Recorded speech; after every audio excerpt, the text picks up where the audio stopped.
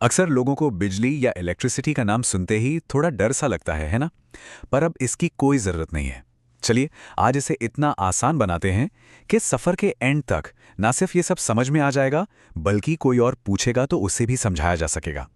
देखिए, किसी भी मुश्किल चीज को सीखने का ना सबसे पहला नियम यही होता है। मन में बस ये ठान लेना है कि अंत में मैं ही जीतूंगा। बस ये सोच लेकर आगे बढ़ना है और यकीन मानिए, जीत पक्की है।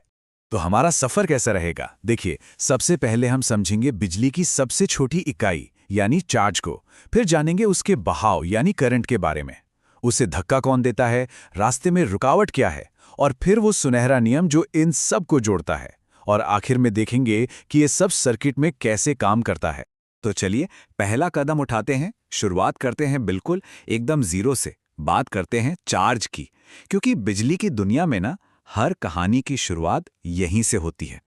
अच्छा, तो इस चार्ज के कुछ बड़े सीधे साधे नियम हैं। पहली बात, इससे हम दिखाते हैं क्यू से। अब ये दो तरह का होता है, एक पॉजिटिव और दूसरा नेगेटिव, और इनका बर्ताव भी बड़ा दिलचस्प है। एक जैसे चार्ज मतलब पॉजिटिव पॉजिटिव या नेगेटिव नेगेटिव एक दूसरे से दूर भागते हैं, और अलग अलग वाले यानी पॉजिटिव नेगेटिव एक दूसरे की तरफ खींचते हैं, बस। और इसको नापने की जो यूनिट है उसे कहते हैं कूलम। और पता है सबसे छोटा इंडिपेंडेंट चार्ज कौन सा है? वो जो एक अकेले इलेक्ट्रॉन पर होता है, और उसकी वैल्यू है ये नंबर, -1.6 इंटू 10⁻⁻19 कूलम्ब। देखने में छोटा सा नंबर है, पर असल में बिजली की पूरी इमारत इसी एक छोटी सी ईंट पर टिकी है। ठीक है, तो अब तक हमने चार्ज को समझा, पर क्या हो अगर ये चार्ज एक जगह बैठा ना रहे बल्कि दौड़ना शुरू कर दे? बस यहीं से कहानी में असली मजा शुरू होता है। चार्जेस की इसी दौड़ को, इसी प्रवाह को हम कहते हैं इलेक्ट्रिक करंट। अब इसको अगर बिल्कुल आसान भाषा में समझें तो करंट बस ये बताता है कि किसी तार के एक पॉइंट से एक सेकंड में कितना चार्ज बहकर निकल गया, rate of flow of charge. और इसका फॉर्मूला भी बहुत सीधा है, I is equal to Q upon T. मतलब करंट I बराबर है चार्ज Q के, जिसे डिवाइड किया गया है टाइम T से। और हाँ, इसी फॉर्मूले को याद रखने का एक बहुत ही मजेदार तरीका है जो हमारे सोर्स से ही मिला है। अगर I equals Q upon T है तो Q क्या होगा? Q equals I into T. अब इसको याद रखने के लिए सोचिए, QIT, या जैसा सोर्स बड़े मजाकिया अंदाज में कहता है, QIT। है ना कमाल का तरीका? अब ये फॉर्मूला कभी नहीं भूलेगा। यहां पर एक बहुत बहुत जरूरी बात है जो समझनी है। देखिए, असल में तो इलेक्ट्रॉन बहते हैं और उन पर होता है नेगेटिव चार्ज, तो वो नेगेटिव टर्मिनल से पॉजिटिव टर्मिनल की तरफ जाते हैं, सिंपल। लेकिन एक पुरानी परंपरा की वजह से हम जो कन्वेंशनल करंट की दिशा मानते हैं वो ठीक इसकी उल्टी है, यानी पॉजिटिव से नेगेटिव। तो बस ये याद रखना है कि असल बहाव और मानी हुई दिशा दोनों उल्टी हैं। अच्छा, चार्ज है, वो बहता है तो करंट है, पर सवाल ये है कि वो अपने आप बहना शुरू क्यों करता है? उसे धक्का कौन देता है? तो इस क्यों का जवाब है पोटेंशियल डिफरेंस। यही वो धक्का है, वो फोर्स है जो करंट को दौड़ाता है। पोटेंशियल डिफरेंस, जिसे हम सब आम बोलचाल में वोल्टेज कहते हैं, ये असल में क्या है? ये वो काम है, या कह लें वो एनर्जी है, जो एक यूनिट चार्ज को सर्किट में एक जगह से दूसरी जगह तक धकेलने में लगती है। फॉर्मूला है V is equal to W/Q, मतलब वोल्टेज बराबर है work done divided by charge. और इसकी यूनिट तो हम सबको पता ही है, वोल्ट। और हमारा सोर्स इसे समझाने के लिए एक बड़ी जबरदस्त लाइन कहता है, करंट का पिता पोटेंशियल डिफरेंस है। मतलब no potential difference no current. अगर धक्का ही नहीं होगा तो कोई बहेगा कैसे? बिल्कुल वैसे ही जैसे पानी को बहने के लिए ऊंचाई का फर्क चाहिए, करंट को बहने के लिए वोल्टेज का फर्क चाहिए ही चाहिए। तो अब तक हमारी कहानी में एक हीरो है जो धक्का देता है, वोल्टेज, और एक बहाव है, करंट। लेकिन क्या ये रास्ता हमेशा साफ होता है? बिल्कुल नहीं। अब कहानी में होती है एक विलेन की एंट्री, और वो है प्रतिरोध यानी कि रेजिस्टेंस, जिसका काम ही है इस बहाव को रोकना।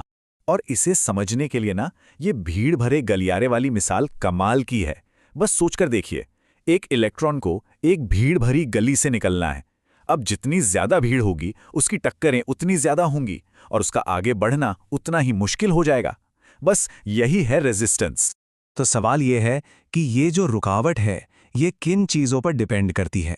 जवाब इस फॉर्मूले में छिपा है। R बराबर है रो गुणा L बटा A। अब ये रो क्या है? ये है मटेरियल की अपनी प्रॉपर्टी जिसे कहते हैं रेजिस्टिविटी। L है तार की लंबाई और A है तार की मोटाई यानी क्रॉस सेक्शनल एरिया। इसको ऐसे समझिए, तार जितना लंबा होगा मतलब गली जितनी लंबी होगी, टक्करें भी उतनी ज्यादा होंगी तो रेजिस्टेंस भी ज्यादा, और तार जितना मोटा होगा मतलब गली जितनी चौड़ी होगी, इलेक्ट्रॉन्स को निकलने के लिए उतनी खुली जगह मिलेगी, टक्करें कम होंगी और रेजिस्टेंस भी कम हो जाएगा। सिंपल है। तो चलिए अब आते हैं कहानी के सबसे जरूरी हिस्से पर, क्लाइमैक्स पर। वो एक सुनहरा नियम जो हमारे तीनों किरदारों धक्का, बहाव और रुकावट को एक साथ एक ही फॉर्मूले में बांध देता है। तो सवाल यह है कि ये तीनों यानी कि धक्का V, बहाव I और रुकावट R आखिर एक दूसरे से जुड़े कैसे हैं? इनके बीच का रिश्ता क्या है? और जवाब है ये, ओम का नियम, V = I × R। हमारे सोर्स ने इसे एक बहुत बढ़िया नाम दिया है, द वायरल इक्वेशन। ये सिंपल सा नियम बताता है कि वोल्टेज करंट और रेजिस्टेंस के गुणा के बराबर होता है। जितना ज्यादा करंट चाहिए या जितनी ज्यादा रुकावट है, उतना ही ज्यादा धक्का यानी वोल्टेज लगाना पड़ेगा। और जानते सबसे अच्छी बात क्या है? हम इस रिश्ते को एक ग्राफ पर भी देख सकते हैं। अगर हम वोल्टेज और करंट के बीच ग्राफ बनाएं तो वो एक सीधी लाइन बनती है, और इस लाइन की जो ढलान होती है ना, जो स्लोप होता है, वही हमें रेजिस्टेंस की वैल्यू देता है। मतलब लाइन जितनी ज्यादा खड़ी होगी, समझ लीजिए रुकावट उतनी ही ज्यादा है। ठीक है, तो अब हम सारे बेसिक कॉन्सेप्ट्स को समझ गए हैं। अब देखते हैं कि असल दुनिया में सर्किट्स में इन रेजिस्टर्स को जोड़ा कैसे जाता है। और इसके दो मेन तरीके हैं, एक है सीरीज और दूसरा है पैरेलल। और इन दोनों के बीच का फर्क समझना बहुत बहुत जरूरी है। देखिए, जब रेजिस्टर्स सीरीज में होते हैं, मतलब एक के बाद एक, तो करंट को जाने का एक ही रास्ता मिलता है, इसलिए करंट सब में सेम रहता है, पर वोल्टेज बढ़ जाता है। वहीं दूसरी तरफ पैरेलल में करंट को बढ़ने के लिए कई रास्ते मिल जाते हैं, इसलिए करंट बढ़ जाता है लेकिन वोल्टेज सबके लिए सेम रहता है। और टोटल रेजिस्टेंस निकालने का फॉर्मूला भी, जैसा कि देख सकते हैं, दोनों के लिए एकदम अलग है। तो इन सब से एक जरूरी बात क्या निकल कर आती है? बहुत सिंपल, अगर किसी सर्किट में मैक्सिमम यानी ज्यादा से ज्यादा रेजिस्टेंस चाहिए तो रेजिस्टर्स को सीरीज में जोड़ दीजिए, और अगर मिनिमम यानी कम से कम रेजिस्टेंस चाहिए तो उन्हें पैरेलल में जोड़ दीजिए।